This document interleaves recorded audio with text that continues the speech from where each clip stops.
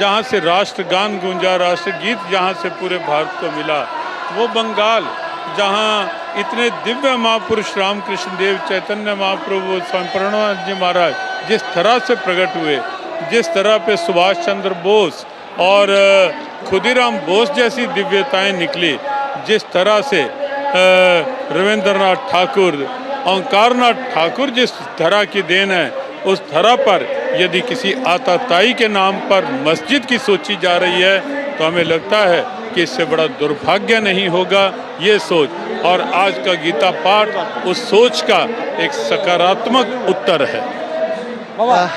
কথা বললাম এখানে জ্ঞানানন্দ মহারাজের সঙ্গে এবং আমরা দেখতে পাচ্ছি গীতা সংরক্ষণের ক্ষেত্রে তিনি অন্যতম কাজ করেছিলেন এবং আজকের মঞ্চের মূলত তিনি উপস্থিত ছিলেন এবং তিনি জানালেন যে গীতার এই প্রভাব প্রত্যেকটা ঘরে পৌঁছে যাবে।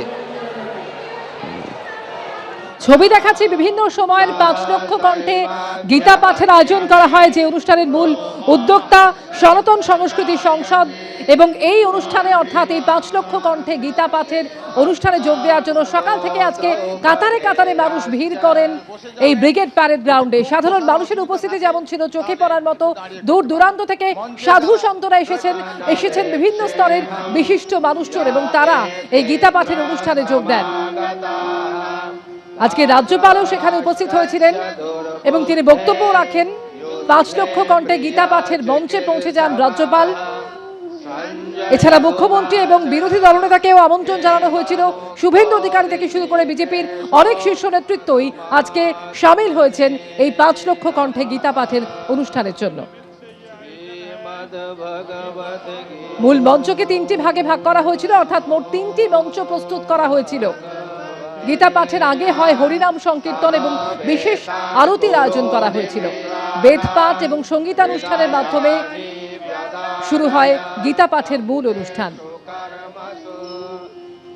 সরাসরি কথা বলবো, অর্ণব মুখোপাধ্যায় রয়েছেন। অর্ণব, কিছুক্ষণ আগেই আমরা দেখছিলাম যে গীতার এক একটি অধ্যায় ধরে ধরে পাঠ করা হচ্ছিল। অনুষ্ঠান বা মূল কর্মসূচি কি এই মুহূর্তে একেবারে শেষের পর্যায়ে? কি ছবি অর্ণব এই মুহূর্তে?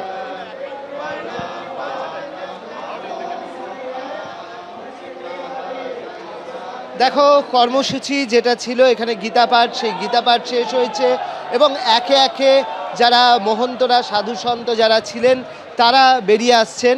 এবং আমরা একটু আগে কথা বললাম এখানের মহারাজদের সঙ্গে, তারা জানাচ্ছেন যে এই যে আজকে গীতা পাঠ হলো তার প্রভাব কিন্তু প্রতিটি ঘরে ঘরেই ছড়িয়ে পড়বে। এবং আমরা দেখেছি যে এই কর্মসূচি বা এই গীতা পাঠের যে অনুষ্ঠান সেটা শুরু হয়েছে প্রায় সকাল 8টা থেকে এবং শেষ পর্যন্ত এখানে এই মুহূর্তে আমরা দেখতে পাচ্ছি, তুমি দেখো যে কার্তিক মহারাজ বা প্রদীপ্তানন্দজি তিনি নেমে আসছেন। তিনি হচ্ছেন এই অনুষ্ঠানের অন্যতম আহ্বায়ক। এখানে উপস্থিত ছিলেন সাধ্বী ঋতম্ভরা থেকে শুরু করে এখানে আরও অনেকে উপস্থিত ছিলেন এবং এই মুহূর্তে আমরা দেখতে পাচ্ছি যে তাদের যে অনুষ্ঠান সেই অনুষ্ঠান সমাপ্ত হয়েছে এবং তারা একে একে ফিরে আসছেন। ঠিক কীরকম এখানে গীতার জয়ধ্বনি উঠছে এবং প্রদীপ্তানন্দজি তিনি এগিয়ে আসছেন। তার সঙ্গেও আমরা চেষ্টা করব কথা বলার।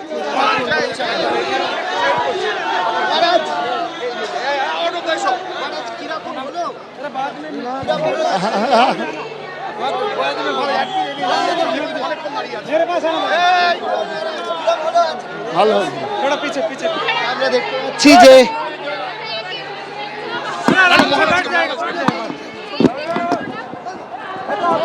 কার্তিক মহারাজ এই মুহূর্তে বেরিয়ে আসছেন এবং আরও অনেকে যারা রয়েছেন তারা সাধু সন্তরা ক্রমশ তাদের যে কর্মসূচি রয়েছে সেটা তাদের শেষ করে তারা আপাতত বেরোচ্ছেন এই মুহূর্তে।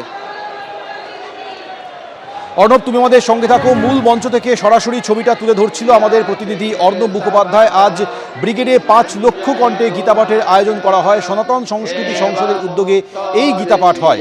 প্রথমে রথের শোভাযাত্রার মধ্য দিয়ে ভগবদ গীতাকে নিয়ে আসা হয়, এরপর প্রদীপ প্রজ্বলনের মধ্য দিয়ে শুভ সূচনা হয়। তারপর দুপুর 12:30টার কিছু আগে গীতা পাঠের মূল অনুষ্ঠান শুরু হয়।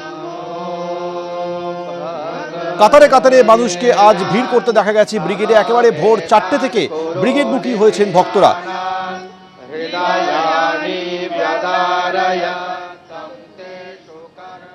रामकृष्ण हरे हरे गीता पाठ घरे घरे इस गीता उत्सव में आए।